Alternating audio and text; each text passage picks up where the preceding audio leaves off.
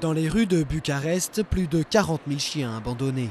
Des chiens qui font désormais partie du paysage urbain.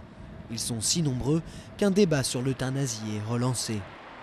Même si beaucoup d'habitants, comme Georgiana et Aline, les nourrissent ou les adoptent. Chez eux, le membre quadrupède de la famille s'appelle Picou. Petit, il avait été abandonné dans le froid, semi-paralysé. Georgiana l'a recueilli, 13 ans ont passé depuis. Je ne peux même pas penser que j'aurais pu le laisser dehors et qu'il aurait pu avoir le même sort que ses amis errants.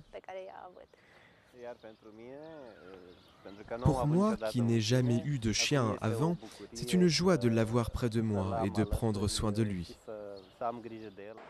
Au siècle dernier, des milliers de chiens ont atterri dans la rue quand le régime communiste remplaça les maisons avec courettes par des barres d'immeubles.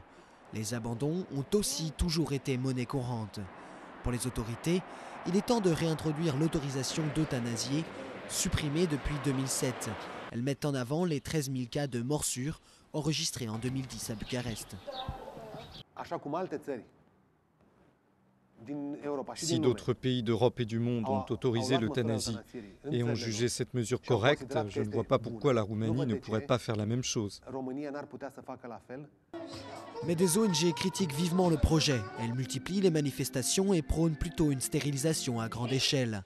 L'organisation de défense des animaux, Wir Pfoten, a notamment lancé le programme des chiens pour les gens. Des chiens utilisés pour des thérapies destinées aux enfants handicapés. Ils les aident à communiquer et à améliorer leur capacité de mouvement. Nous avons essayé de changer la mentalité des gens vis-à-vis des chiens errants, en leur montrant qu'ils peuvent être utiles à la société si on leur offre soin, amour et patience. Le Parlement doit trancher bientôt sur le sort des chiens errants.